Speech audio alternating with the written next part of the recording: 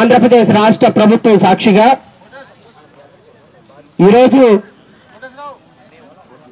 ఇక్కడికి ఈ పుణ్య దినాన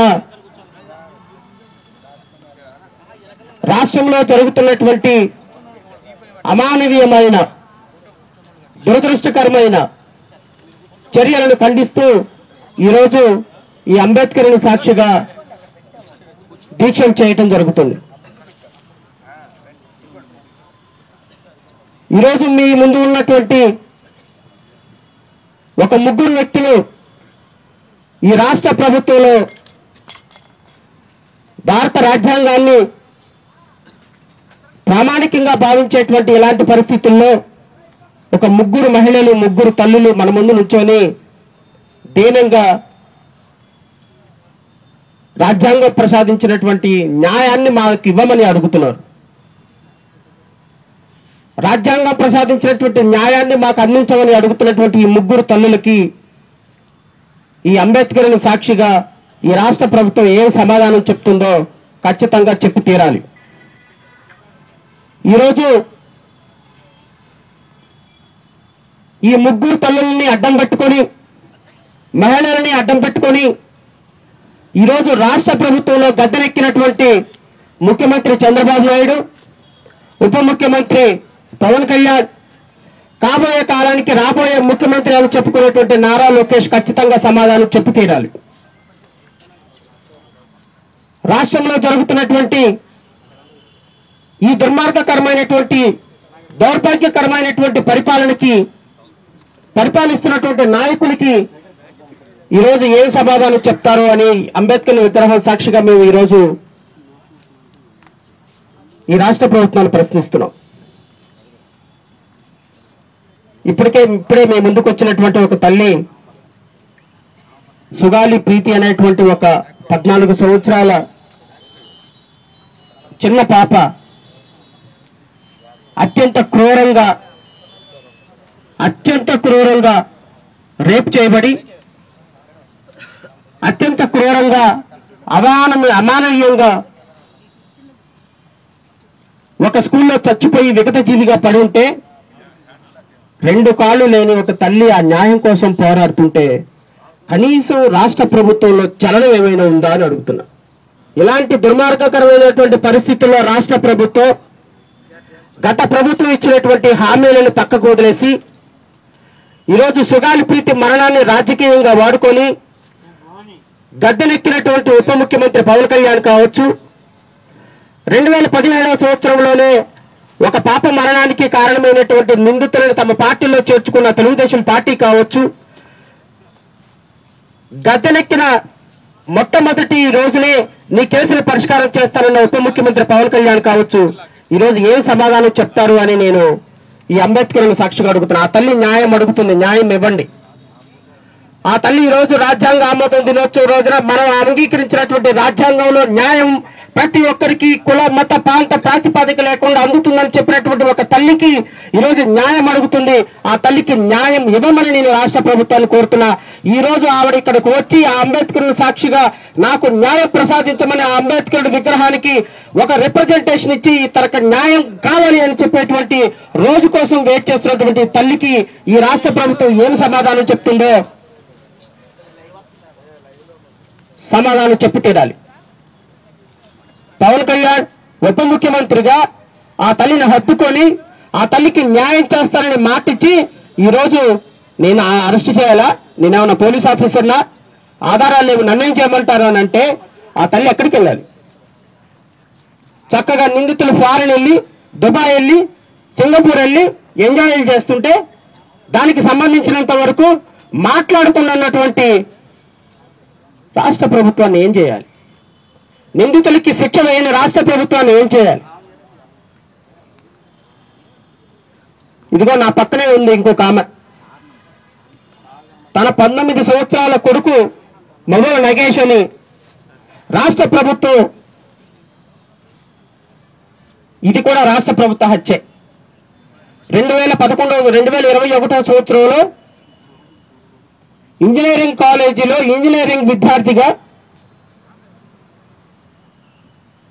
కాలేజీ చేరిన అతి కొద్ది రోజుల్లోనే విగత జీవుడై చచ్చిపోయి పడి ఉంటే పోలీసులు 302 302 సెక్షన్ కింద మర్డర్ కేసు రిజిస్టర్ చేసి కాలేజీ యాజమాన్యంలో డ్రగ్స్ అమ్ముతున్న కారణంగా కాలేజీ యాజమాన్యంలో డ్రగ్స్ అమ్ముతున్న సందర్భంలో ఈ అబ్బాయి పట్టుకున్నాడని ఈ అబ్బాయి చూశాడని అతన్ని చంపేసి తీసుకెళ్లి సూసైడ్ గా ఆత్మహత్యగా చిత్రీకరిస్తే ఆ రోజున నా బిడ్డకు న్యాయం చేయండి అని ఈ తల్లి మాట్లాడుతుంటే పవన్ కళ్యాణ్ ఈ బిడ్డ కోసం వెళ్ళి శ్రీకాకుళం జిల్లా పలాస వెళ్లి ఈ కుటుంబాన్ని ఓదార్చి ఈ కుటుంబం కోసం 3 సంవత్సరాల పాటు మొత్తం జనసేన పార్టీ కార్యాలయం వెళ్ళి ఈ కుటుంబం కోసం, ఒక మత్స్యకార కుటుంబం కోసం పోరాడుతుంటే ఇక్కడ ఉన్నటువంటి మహిళ ఒక ట్రైబల్ మహిళ, ఇక్కడ కూర్చున్నటువంటి ఒక మహిళ ఒక మత్స్యకార కుటుంబానికి సంబంధించిన మహిళ, వాళ్ళ కొడుకు మరణాన్ని ఇంజనీరింగ్ కాలేజీ యాజమాన్యం మాత్రమే దీనికి బాధ్యులు. ఆ ఇంజనీరింగ్ కాలేజీ యాజమాన్యాన్ని అరెస్టు చేయాలని జనసేన పార్టీ కార్యాలయం వెళ్లి కొన్ని నెలల పాటు ఉద్యమాలు చేసి దొంగతనంగా వాళ్ళ కాలేజీ యాజమాన్యాలతోటి కుమ్మక్కై 2024వ సంవత్సరంలో ఆ కాలేజీ యాజమాన్యానికి సంబంధించినటువంటి దోనేటి శ్రీధర్ అనేటువంటి మేనేజింగ్ డైరెక్టర్ ని జనసేన పార్టీ కార్యాలయంలో కోట్ల రూపాయలు తీసుకుని నీ పార్టీ కార్యాలయంలో జాయిన్ చేసుకున్నావు. దీనికి పవన్ కళ్యాణ్ ఏమి సమాధానం చెప్తావు? ఇక్కడ కట్టమంచి రామలింగారెడ్డి స్కూల్లో ఉన్నటువంటి నిందితులని నువ్వు నీ పార్టీలో జాయిన్ చేసుకున్నావు. ఈ రోజు అనధికారికంగా నీ పార్టీలో కొనసాగుతున్నారు. ఇక్కడ ఉన్నటువంటి నిందితులు దోనేటి శ్రీధర్ ని కూడా నీ పార్టీలో జాయిన్ చేసుకుని కోట్ల రూపాయలు తీసుకుని, అంటే బాధితులను అడ్డం పెట్టుకుని రాజకీయాలు చేయడానికి ఈ అమాయకమైనటువంటి తల్లులే దొరికారా?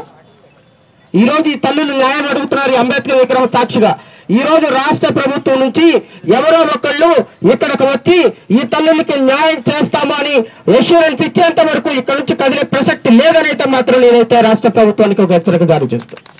ఖచ్చితంగా ఎవరైనా సరే ఈ తల్లులకి ఖచ్చితంగా న్యాయం జరిపి తీరాలి. న్యాయం జరగకపోతే దీని కాన్సిక్వెన్సెస్ రాష్ట్ర ప్రభుత్వమే భరించాల్సి వస్తుంది.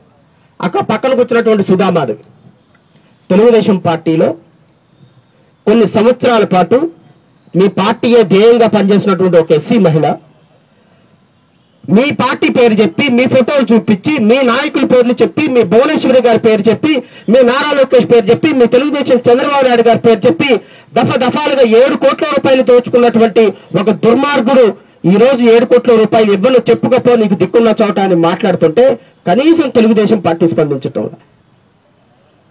వీళ్ళ ముగ్గురు కూడా మీకు మీ యొక్క ఇన్సూరెన్సెస్ కి బలైపోయినటువంటి దుర్మార్గులు.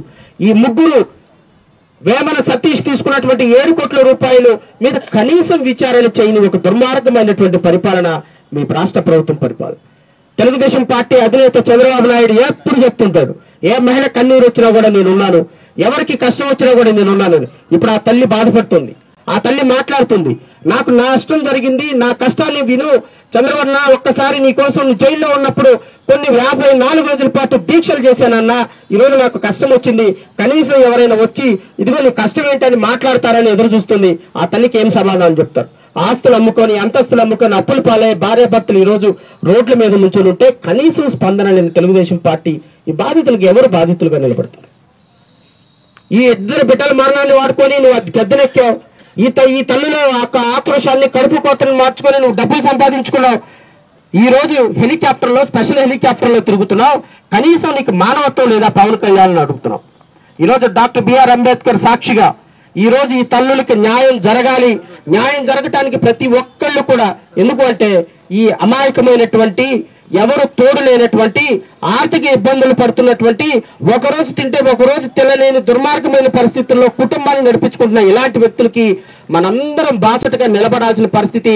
అదే నిజమైన రాజ్యాంగం తప్ప అంబేద్కరుడికి దండలు వేయటం కాదు అనేదైతే మాత్రం నేను మీ అందరికీ కూడా ఒక మాట చెప్తున్నా.